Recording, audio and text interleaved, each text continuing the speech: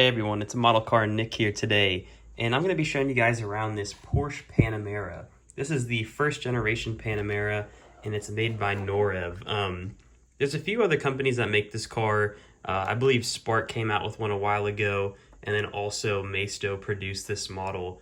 I did pick this model up for about $80, which was a pretty fair deal. Came with a box and everything, and I think nowadays these are probably around $100, maybe $120 is a fair price for these. I wouldn't really recommend paying any more for this model, especially just because, you know, this is a really interesting looking car. I wouldn't say it's aged very well compared to the new Panamera. Obviously, it makes this thing look super dated, but overall, it's still a really good looking car. But yeah, let's get into it.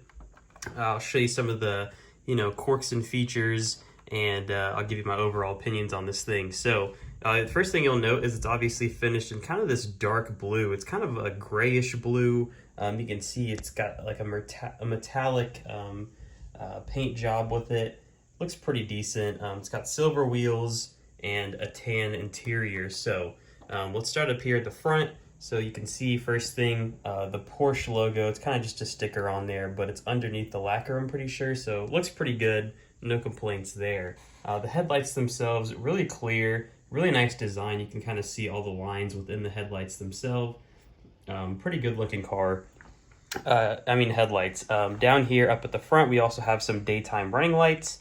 I think on the newer models, this was updated kind of when they did the facelifted car. So this has kind of the more bulky kind of fog light design down here. But anyways, up there we have a license plate, and then the grills down here, it's all kind of just this mesh plastic, nothing really too crazy going on under there at all. But one big problem up here at the front that I noticed immediately is just this panel gap. I'm not sure if it's just my particular model, but as you can see, it doesn't really sit down all the way, and there's kind of a little gap right here, which makes me kind of angry every time I look at the car.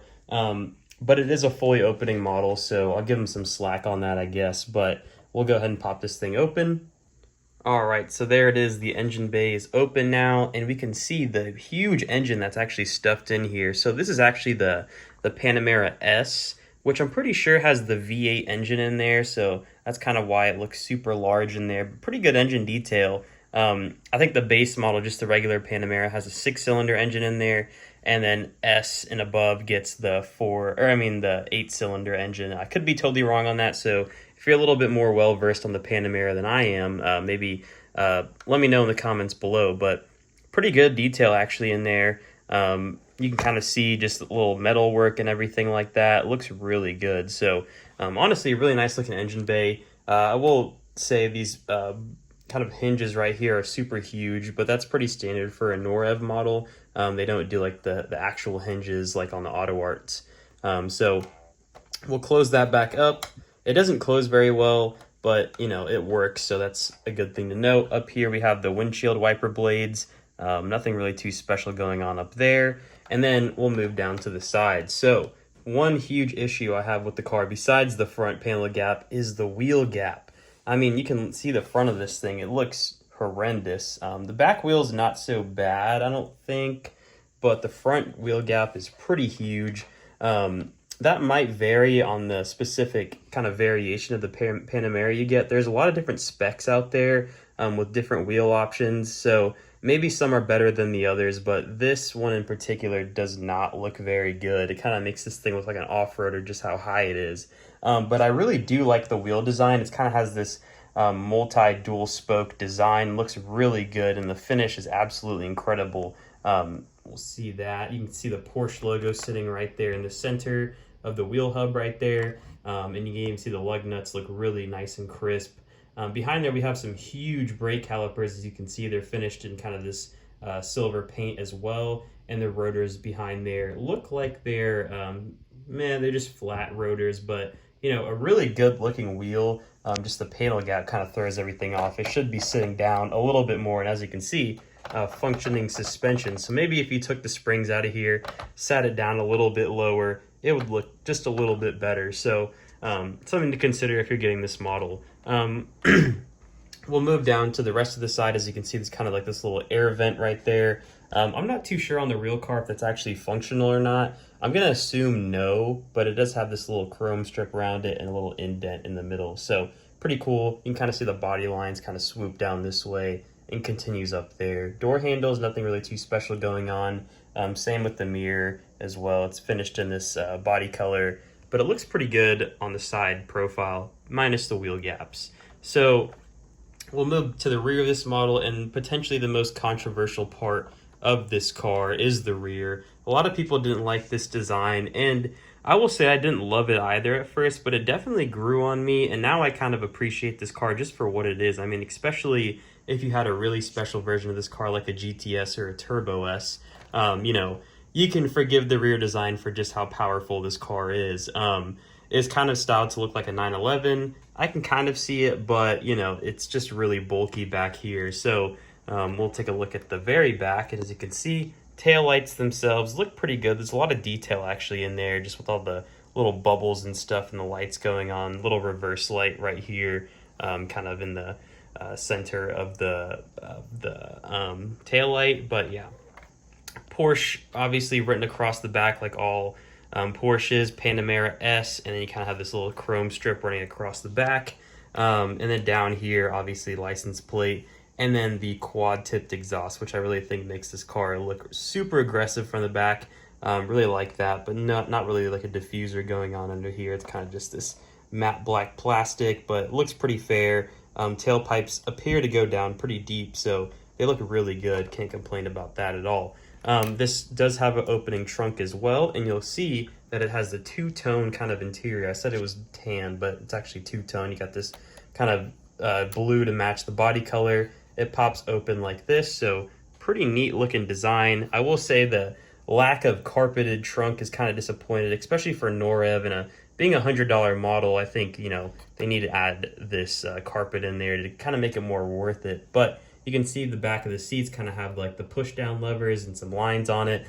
And you can see the wheel arches right there. A little bit of a panel gap down there on the side, but not a big deal. I think this actually is a pretty good looking engine, or not engine bay, but trunk compartment.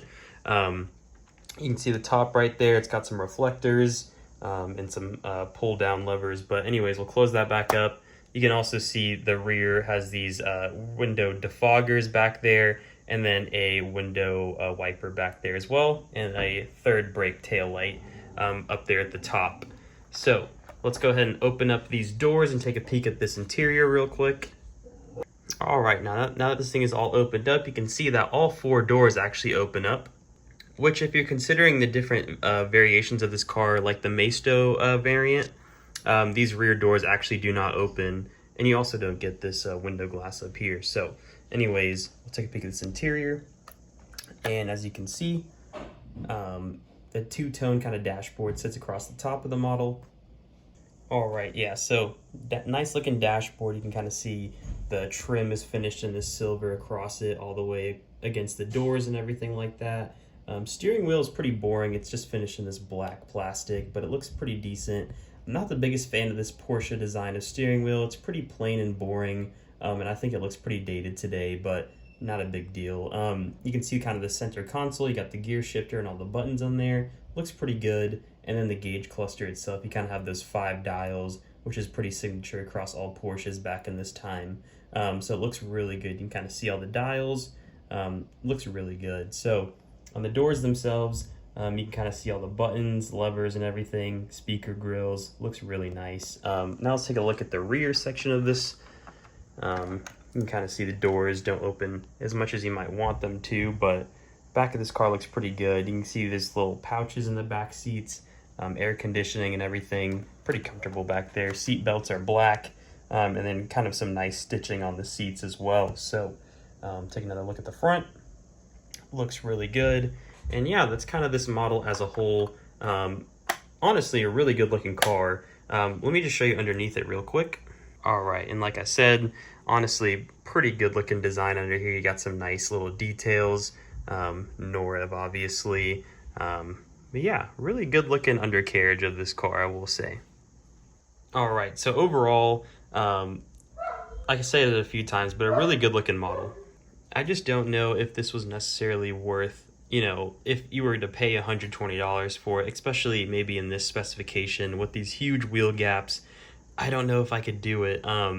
Maybe I'd pay $80 for it again, but I think it's a pretty good model. So if I give it a rating out of 1 to 10, it's probably a 7. Just because like the wheel gaps and like the lack of mesh grills, and then the lack of carpet, which I didn't mention, but the interior is also not carpeted as well. Unfortunately, it's all plastic, so kind of a bummer there, but pretty sweet model. So I hope you guys enjoyed this review. Let me know if you have any questions about it in the comments below, and I hope to see you in a future video. Like and subscribe if you're not already, and I'd appreciate that very much. Thanks again, and have a nice day. Bye.